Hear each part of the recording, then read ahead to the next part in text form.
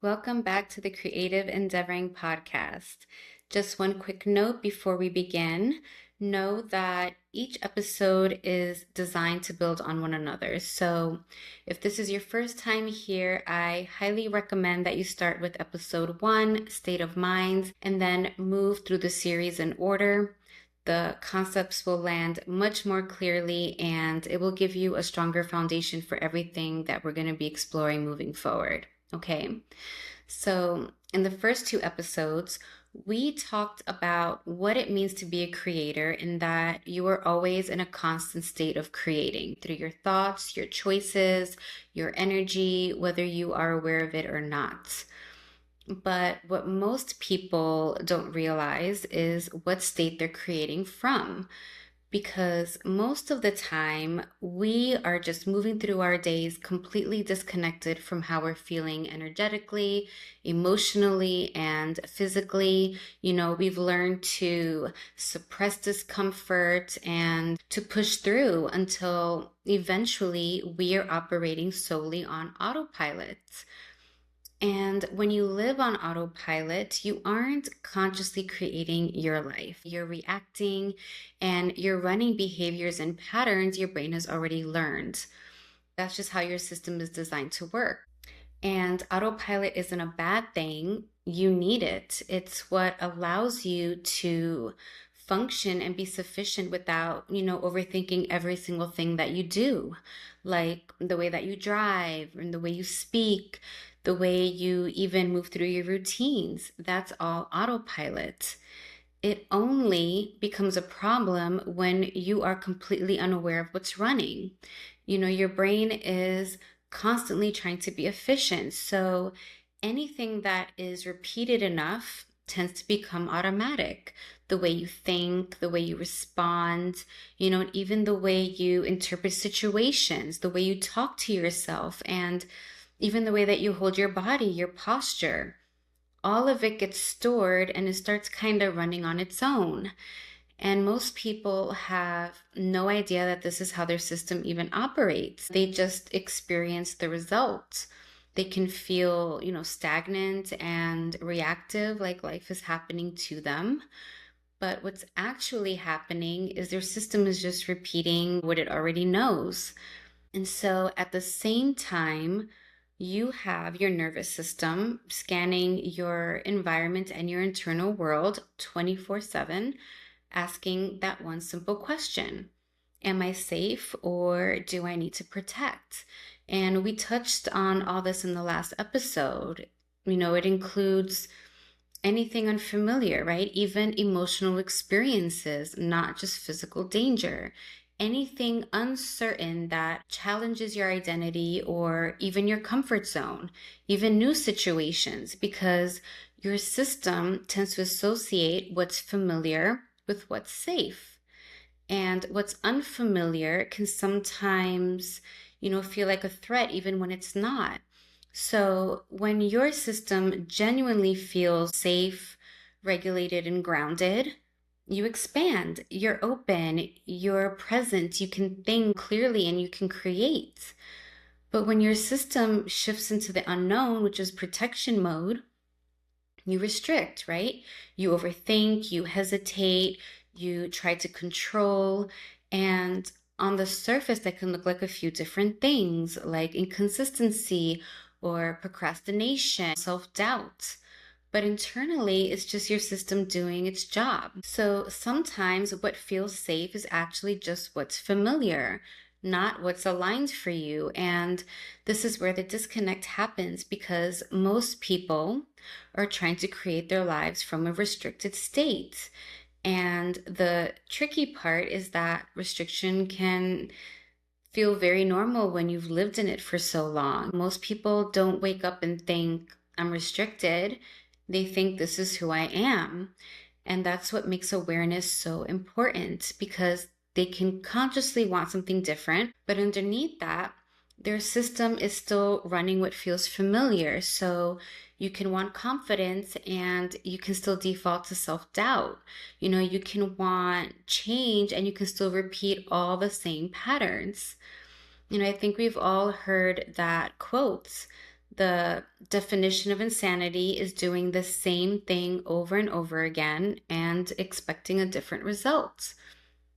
No shit, been there. I was the queen of I'll start again on Monday, and it was like only Tuesday. And then on top of all of that, when your nervous system is constantly activated by stress, fear, anxiety, resentment, jealousy, judgment, any type of negative or low vibrational frequency, it keeps you detached and you tend to activate protection instead of openness.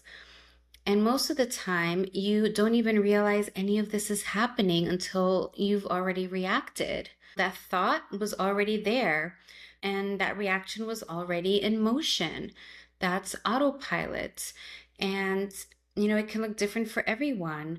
For some of us, it looks like waking up to an alarm you don't, even want to hear, hitting snooze like 10,000 times, already in a mood, rushing into the day, tense and defensive and just doing what you have to do. And then for others, it can look like waking up present and grounded and aware, even if the day ahead is challenging or maybe feels unfulfilling, there's an openness and an intention. So it's not really about what you're doing, it's about the state you're doing it from.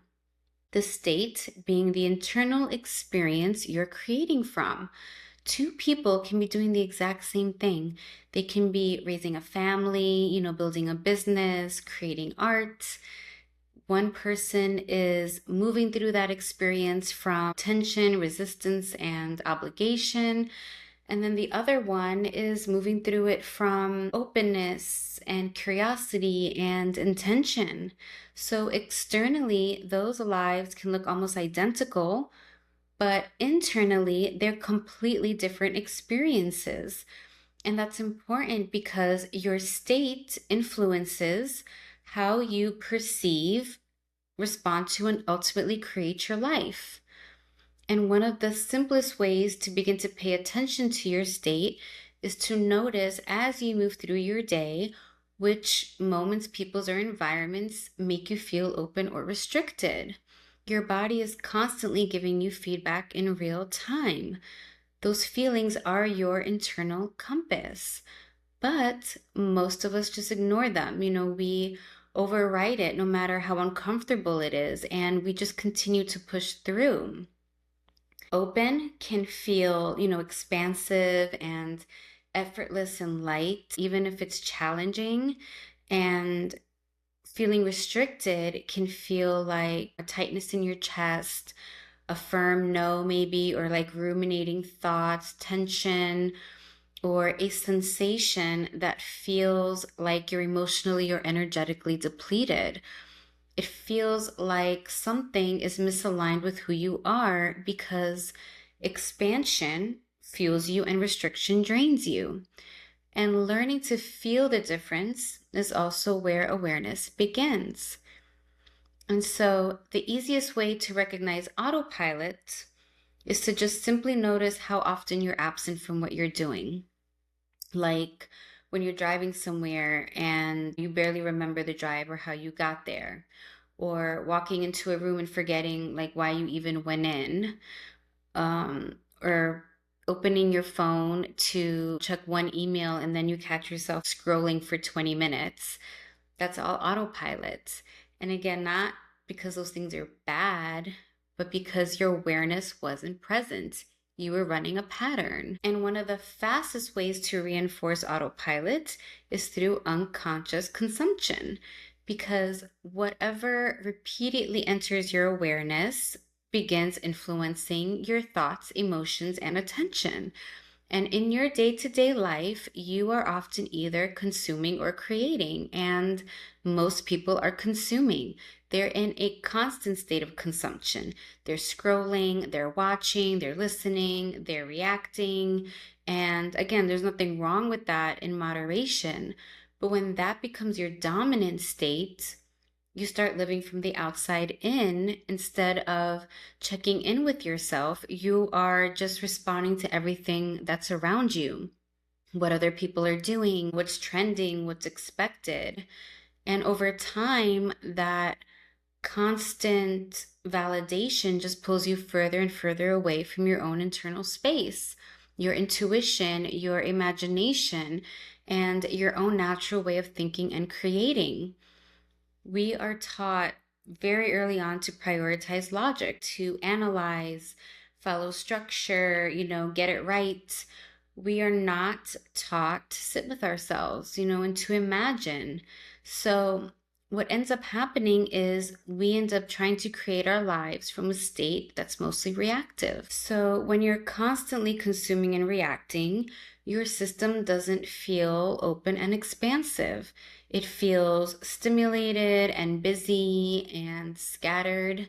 So it's not that people aren't creative, it's that they're rarely in a state that allows creativity to come through, because everything comes back to those two experiences: expansion and restriction.